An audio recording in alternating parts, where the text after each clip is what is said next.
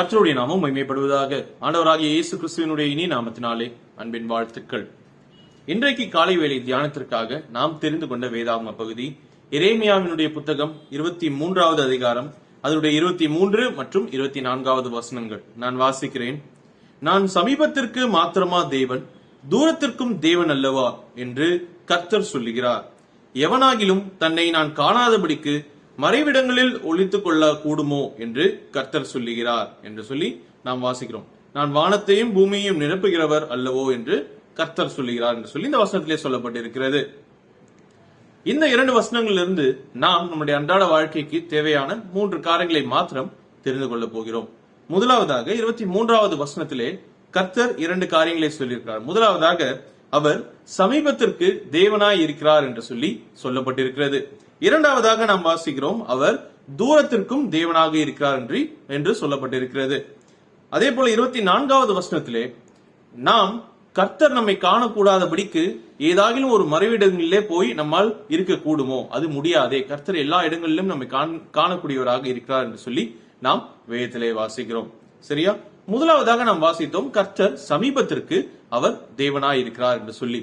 நம்முடைய வாழ்க்கையிலே நடக்கக்கூடிய காரியங்கள் எல்லாவற்றையும் உடனடியாக அவர் அறிகிற தேவனாக இருக்கிறார் என்பதை இந்த வசனம் நமக்கு தெளிவுபடுத்தக்கூடியதாக இருக்கிறது. யூதா ஜனங்களுக்கு கர்த்தர் இதை நினைப்பூட்டுகிறார். சரியா? இது நமக்கும் உரியதாக இருக்கிறது. நம்முடைய வாழ்க்கையிலே நடக்கக்கூடிய ஒவ்வொரு காரியத்தையும் துல்லியமாக அந்த நொடி பொழுதிலேயே உடனடியாக அறியக்கூடிய தேவனாக அவர் இருக்கிறார். அதே நேரத்திலே நம்மோடு கூட எப்பொழுதும் வாசம் செய்கிற தேவனாய் அவர் இருக்கிறபடினாலே அதை நம் அருகாமையிலே நின்று பார்க்கக்கூடிய தேவனாக அவர் இருக்கிறார். ஆகையால இதெல்லாம் எனக்கு நடந்துச்சு, இப்படிலாம் இருந்துச்சு, அதெல்லாம் உங்களுக்கு தெரியுமா என்று சொல்லி நாம் கர்த்தரை பார்த்து கேள்வி கேட்கக்கூடிய ஒரு சந்தர்ப்பமே நம்முடைய வாழ்க்கையிலே அமையாது. ஏனென்று சொன்னால் எல்லா காரியங்களையும் உடனடியாக சமீபமாக இருந்து அதை பார்க்கக்கூடிய தேவனாக நம்முடைய கர்த்தர் இருக்கிறார் என்கிறபடியினாலே நாம் நம்முடைய வாழ்க்கையில வரக்கூடிய கடினமான சூழ்நிலை குறித்து நாம் கவலைப்பட வேண்டிய அவசியம் இல்லை என்பதை நாம் இந்த வசனத்திலிருந்து தெரிந்து கொள்ளலாம். கர்த்தர் நமக்கு சமீபமாக இருக்கிறார். உண்மையாய் தம்மை நோக்கி கூப்பிடுகிற யாவருக்கும் கர்த்தர் சமீபமாய் இருக்கிறார் என்று சொல்லி வேதாகம வசனம் நமக்கு சொல்லக்கூடியதாக இருக்கிறது. அப்படி என்று சொன்னால் நாம் நம்மளுடைய வாழ்க்கையினுடைய காரியங்களை குறித்து நாம் உண்மையாய் தேவனை நோக்கி நாம் முறையிடுவோம் என்று சொன்னால் அவர் நமக்கு சமீபமாய் இருக்கிறார். சமீபமாய் இருந்து எல்லா காரியங்களையும் அவர் வாய்க்க பண்ணுவார் என்பதை நாம் மறந்துவிட வேண்டாம். இரண்டாவதாக நாம் இங்கே வாசிக்கிறோம், அவர் தூரத்திற்கும் தேவனாக இருக்கிறார். He is also a God of future. சரியா? எதிர்காலத்திலே நடக்கக்கூடிய காரியங்களையும் அறிந்த தேவனாக அவர் இருக்கிறார். He is omniscient, he is omnipresent and he is omnipotent. அவர் சர்வ வல்லமை உள்ள, சர்வ வியாபியாக, சர்வ ஞானியாக இருக்கிறபடினாலே எதிர்காலத்திலே வரக்கூடிய காரியங்களையும் அறிந்து வைத்திருக்கக்கூடிய தேவனாக அவர் இருக்கிறார். ஆகையாலே நம்முடைய வாழ்க்கையினுடைய எந்த சூழல்களை குறித்தும் நாம் யோசிக்க வேண்டிய அவசியம் இல்லை. யோசிப்பு அந்த நேரத்தில் அவனுடைய வாழ்க்கையினுடைய அந்த தற்போதைய காலத்திலே நடந்த கடினமான சூழ்நிலைகளை யோசித்திருந்தாலும் கூட அவனுக்காக கர்த்தர் வைத்திருந்த அந்த ராஜ பதவியை குறித்து அவன் ஆச்சரியப்பட்டிருப்பான் இல்லையா? அந்த சந்தர்ப்பம் வரும்பொழுது யோசேப்பினுடைய வாழ்க்கை நினைவிலே தோன்றியிருக்கக்கூடிய விஷயம் ஒன்றாக இருந்திருக்கும்.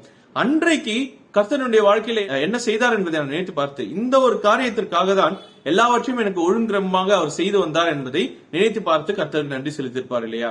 அதே போலதான் நம்மளுடைய வாழ்க்கையினுடைய எதிர்காலத்தையும் கர்த்தர் அறிந்து வைத்திருக்கிறார் என்கிற பட்சத்திலே இப்பொழுது நடக்கக்கூடிய காரியங்களை வைத்து நாம் கர்த்தரை இடை போடாதபடிக்கு கர்த்தருடைய கையில் நம்முடைய வாழ்க்கையை ஒப்படைக்கும் பொழுது அவர் தூரத்திற்கும் தேவனாய் இருக்கிறபடியினாலே எல்லாவற்றையும் பார்த்துக் கொள்கிறதற்கு அவர் வல்லமை உள்ள தேவனாக இருக்கிறார். ஆகையாலே தற்காலிக சூழல்களுக்காக அல்லது தற்காலிக பிரச்சனைகளுக்காக கர்த்தரை நாம் குறை சொல்வதை நிறுத்திவிட வேண்டும்.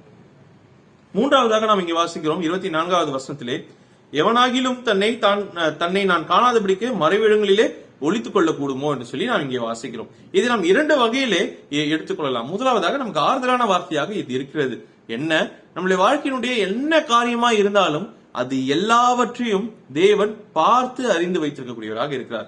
எதுவும் கர்த்தருடைய பார்வைக்கு மறைவானது இல்லை. அப்படி என்று சொன்னால் நம்முடைய வாழ்க்கையினுடைய எல்லா காரியங்களையும் ஒவ்வொன்றையும் அணு அளவிலே கர்த்தர் அறிந்து வைத்திருக்கிறார். அதை கண்ணோக்கி பார்க்கிறார்.